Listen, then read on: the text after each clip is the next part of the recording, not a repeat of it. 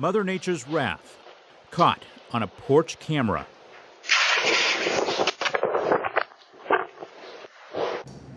Incredible. Good evening. Thank you for joining us. I'm John Diaz.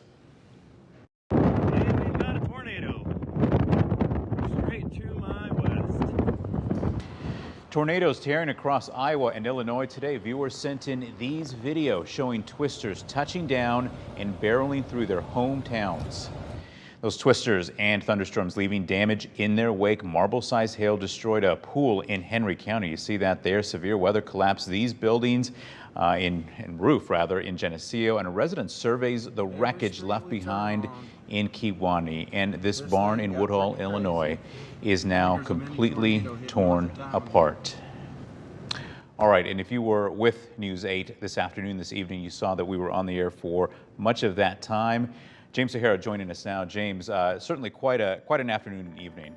Yeah, good straight 5 hours, in fact, of severe weather coverage that we had across the area, and very impressive that it was. I mean, we're talking about numerous reports of wind damage, hail, even a good handful of tornadoes that were reported as well. Here's what happened around 2 or 3 o'clock in the afternoon. We'll put this loop into motion again. First wave came in during the mid-afternoon hours, and then that second wave, that was the one that we're keeping an eye on. Of course, just vivid lightning all across that line, and then eventually making its way off to the north and east. Small handful of tornadoes that were reported. I haven't gotten any official word, at least around the Grand Mound DeWitt area as of yet, but we will eventually. But we did have some reports of a brief tornado around Geneseo as well as around Kewanee around 6:30 to 6:50. Also, I've added the thunderstorm wind damage that took place across the area. And now here is the hail reports ranging from a pea size to as large as golf ball size when it comes to the hail.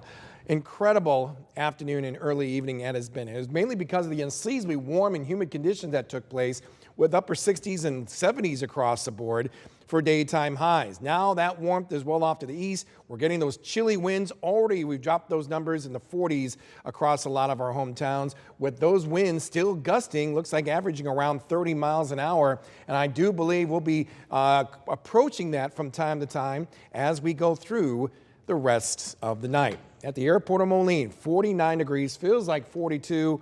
Wow, it's going to be a chilly night and a chilly early morning too, where we may be talking about a few snow showers. My goodness. We'll tell you how that's all going to track coming up in just a few minutes. John? Yeah, what a day. All right, we continue our team coverage of the severe weather that tore through our hometowns. A trailer park in Mediapolis, Iowa was hit hard by the storm. News 8 was on the ground there and has more on what that community is now dealing with. I'm here in Mediapolis, where you can see the destruction is very bad. There was a massive windstorm that came through. It doesn't sound like there was a tornado, but you can see there are huge trees down. There also are trailer parks that have branches through the roofs, through windows. Right now, this is a community that has been destroyed, and they're trying to find answers. Get a phone call from the lady in 24 telling me her tree went through the roof. It's like, what? Life flipped upside down in an instant. This is the trailer that me and my wife was about to purchase today. We just got the money for it, and now it's just demolished. So, you know, back to just staying with my sister. Mother Nature rearing her ugly head. My daughter and my wife, we were planning on, staying here as a family home. It's going to be our first home to own, and now it's trash. The damage coming out of nowhere. It was scary. I mean, all I seen was wind. I did not see no tornado. It was all wind. They told me, your roof's gone. I'm like, what? Then I come out and everything's just destroyed. Layla Hooker has lived in the trailer park for 4 years. She says she has never seen anything like this. Not knowing what to think. Scared. Don't know if thing's gonna catch on fire, what's gonna happen. She lives on disability and couldn't afford insurance for her home. It'd be nice if people can help the people here in the trailer park that need it. Some of us don't have the money to cover what's happened. In Mediapolis, Joe McCoy, WQAD News 8. Wow. All right. There was also a trailer home attached to a semi-truck that was tipped over.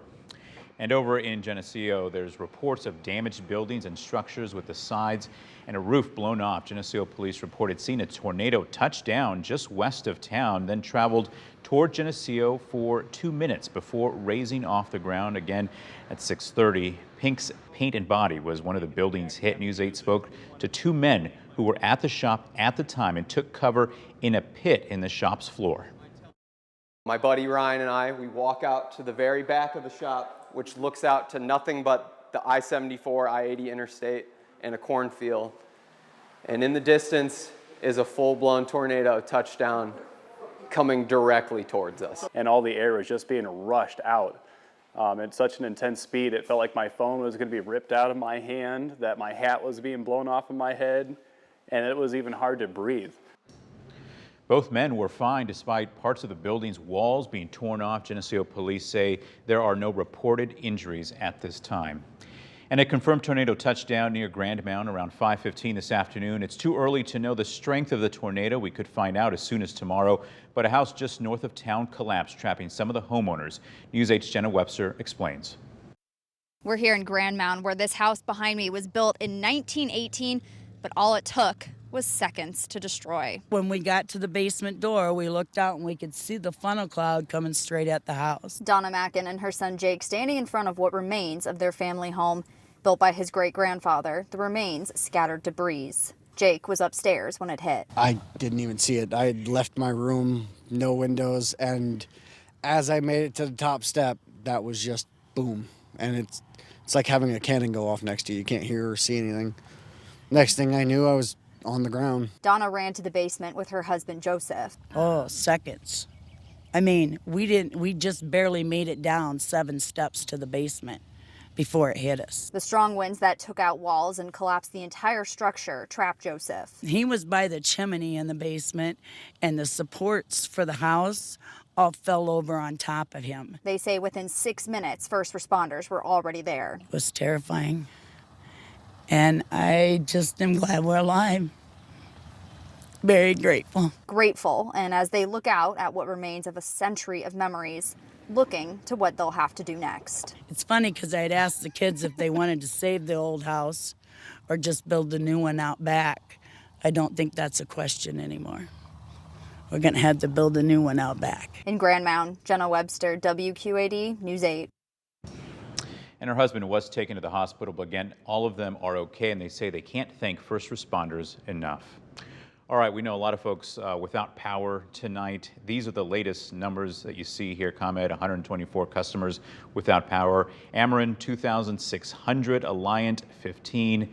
Mid-American, just over 2,400.